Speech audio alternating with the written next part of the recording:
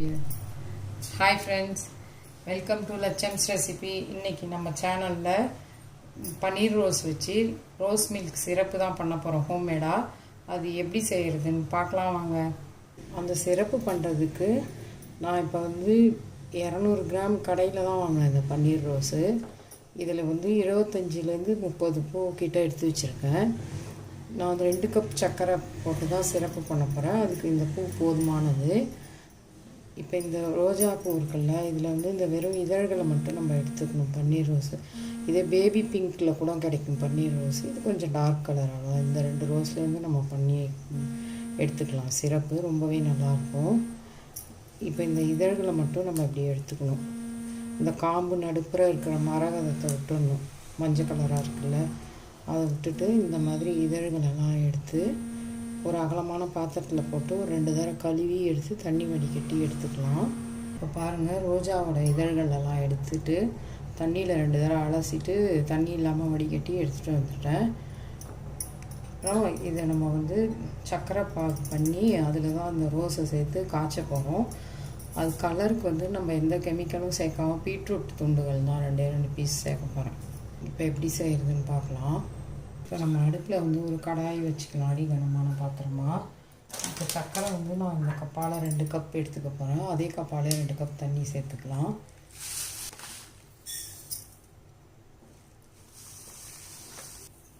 இப்போ 2 கப் சர்க்கரை சேர்த்தாச்சு. இப்போ அதே கப்பாலேயே 2 கப் அளவு தண்ணி சேர்த்துக்கலாம். சர்க்கரை எடுத்த கப்பாலேயே 2 கப், 1 கப்புக்கு 1 கப் சர்க்கரைக்கு 1 கப் தண்ணி. இப்போ 2 கப் சர்க்கரைக்கு 2 கப் தண்ணி நம்ம சேர்த்துக்கலாம். இப்போ ஸ்டவ் ஆன் பண்ணிக்கலாம். ஸ்டவ் ஆன் பண்ணி சர்க்கரை நல்லா கொதித்து வரட்டும். இப்போ சர்க்கரை கொதிக்க ஆரம்பிக்குது, நல்லா கரையிட்டோம். கரைஞ்சி கொதித்து ஒரு கம்பி பாதம் அளவுக்கு வரணும். அது அப்போ தான் நம்ம ஃப்ரிட்ஜில் ஸ்டோர் பண்ணி வச்சுட்டு நமக்கு தேவைப்படும் போது பாலை காய்ச்சி ஃப்ரிட்ஜில் வச்சு சில்லுப்பாக்கி அதில் கலந்துக்கிட்டோம்னா சூப்பராக இருக்கும்.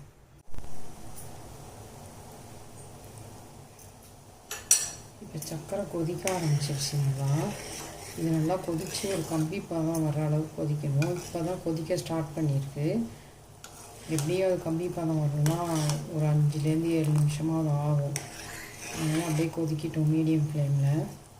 இப்போ கொதிக்கக்குள்ளேயே நம்ம இதில் அந்த பீட்ரூட்டை சேர்த்துக்கலாம். துருவி சேர்த்தோன்னா ரொம்ப டார்க்காக கலர் ஆகிடும். அப்புறம் ரெண்டாவது இதோட ஃப்ளேவர் தான் அதிகமாக தெரியும், ரோஸோடது தெரியாது நமக்கு. அதனால் நான் இந்த மாதிரி துண்டுகளாக கட் பண்ணி சேர்த்துக்கிறேன். இந்த அளவுக்கு ஸ்லைஸ் பண்ண ஒரு பீஸு அதை 2ஆக இந்த மாதிரி கட் பண்ணி வச்சுருக்கேன். அதை தான் சேர்க்க போகிறேன். 2 பீஸ் அதில் சேர்த்துடலாம். சேர்த்தா அதில் அந்த கலர் இறங்கிடும். நேச்சுரலாகவே நமக்கு பிங்க் கலர் கிடைக்கும். நம்ம கலர் எதுவும் சேர்க்க தேவையில்லை. இப்போ அது நல்லா கொதித்து வரட்டும்.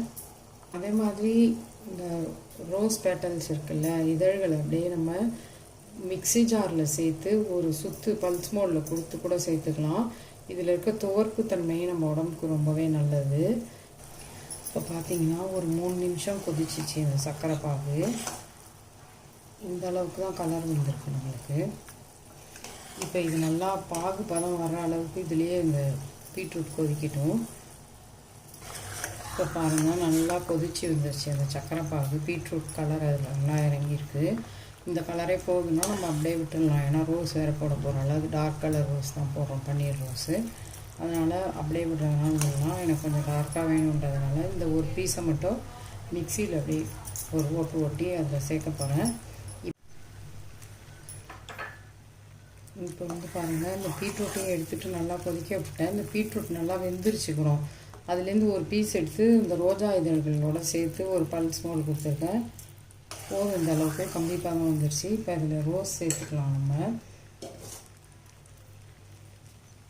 பல்ஸ் மோடு கொடுத்து எடுத்துகிட்டு வந்துட்டேன் ரோஸை. இப்போ அதில் சேர்த்துக்கலாம். ரொம்பவும் அரைக்கலாம். நான்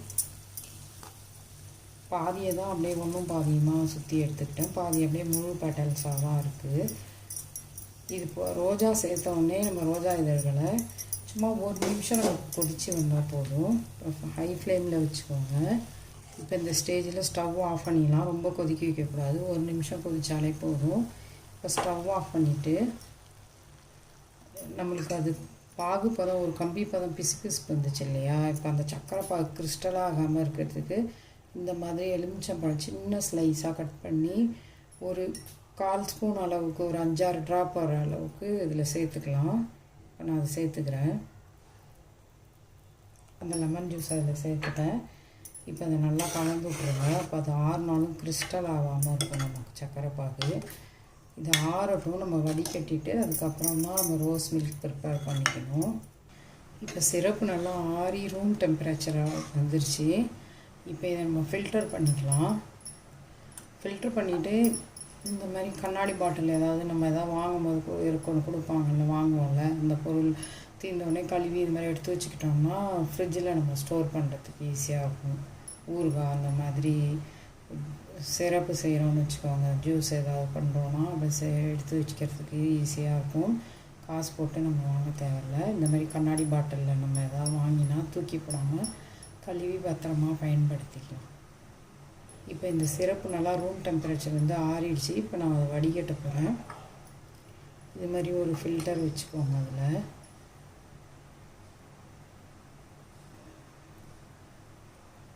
நல்லா பன்னீர் ஜாம் மாதிரி அப்படி வாசனை அடிக்குது, பன்னீர் மாதிரி இருக்குது.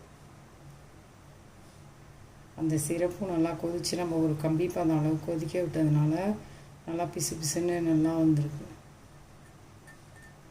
நான் 2 கப் சர்க்கரைக்கு 2 கப் தண்ணி வச்சு பண்ணேன். இவ்வளோதான் சிரப்பு வந்திருக்கு. இந்த ரோஸ் வந்து அப்படியே இந்த ஃபில்ட்ரு பண்ணுறோம்ல, இதை அப்படியே எடுத்து வாயில் வச்சு பார்த்தா அப்படியே குளுக்கோந்து மாதிரியே இருக்குது. நாட்டு மருந்து கடையிலலாம் வயிறு வலி, இந்த லூஸ் மோஷனுக்கெலாம் வாங்கி சாப்பிடுவாங்கள்ல, குளுக்கோந்து, ரோஜா குளுக்கோந்துன்னு சொல்லி சாப்பிடுவாங்க.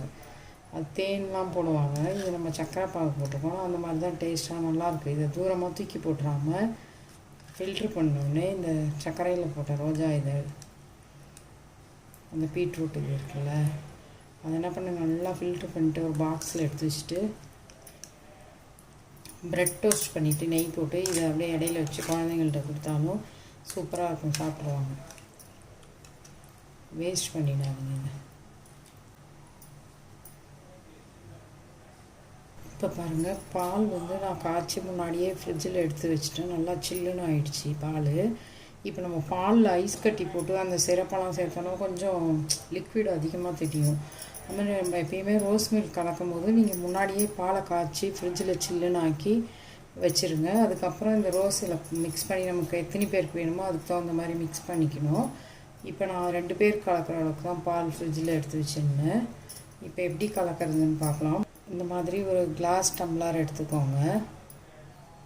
எது வேணால் நம்ம கலக்கிறதுக்கு எடுத்துக்கலாம். நான் உங்களுக்கு காட்டணும்ல, தெரியுன்றதுக்காக இதில் வச்சுருக்கேன்.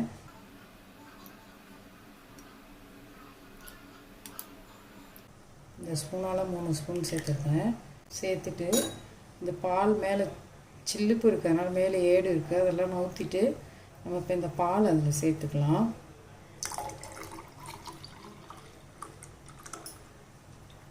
எப்படி பிங்கிஷாக சூப்பராக வந்துருக்கு பாருங்கள் ரோஸ் மில்க்கு. நம்ம எந்த கெமிக்கல்ஸ் எதுவுமே ஆட் பண்ணாமல் நம்ம வீட்டிலருந்தே ஹோம்மேடாக நம்ம இந்த மாதிரி ரோஸ் மில்க் சிரப்பு ரெடி பண்ணிக்கலாம். இப்போ இதில் நான் வந்து சப்ஜா சீட்ஸ் ஊற வச்சுருக்கேன். அந்த ஊற வச்சதுலேருந்து ஒரு ஸ்பூன் சேர்த்துக்கிறேன். நல்லா டேஸ்ட்டாக இருக்கும், குழந்தைங்களும் விரும்பி சாப்பிடுவாங்க. இது உடம்புக்கும் நல்லது, இது குளிர்ச்சியாக இருக்கும். அதனால் இது ஒரு ஸ்பூன் சேர்த்துக்கிட்டேன். இப்போ அடியில் அந்த ரோஸ் மிக்ஸ் இருக்கும்ல, அதை நல்லா கலந்துக்கலாம் நம்ம. இப்போ இந்த மாதிரி கண்ணாடி பாட்டிலில் இல்லாட்டி நல்லா ஃப்ரிட்ஜில் ஸ்டோர் பண்ணுற மாதிரி நல்ல பிளாஸ்டிக்காக இருந்துச்சுன்னா ஏர் டைட்டாக அதில் மூடி நீங்கள் இதை ஃப்ரிட்ஜில் வச்சுக்கிட்டிங்கன்னா ஒன்றுமே ஆகாது, சூப்பராக இருக்கும். நம்ம இந்த சம்மருக்கு இந்த மாதிரி ரோஸ் மில்க் செஞ்சு குழந்தைங்களுக்கு கொடுத்து என்ஜாய் பண்ணலாம்.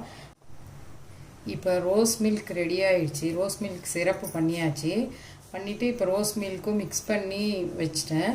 சூப்பராக இருக்குது. நீங்களும் இந்த மாதிரி வீட்டில் செஞ்சு குழந்தைங்களோட என்ஜாய் பண்ணுங்கள் இந்த சம்மரில். லட்சம்ஸ் ரெசிபியை லைக் பண்ணுங்கள், ஷேர் பண்ணுங்கள், சப்ஸ்கிரைப் பண்ணுங்கள். தேங்க்யூ.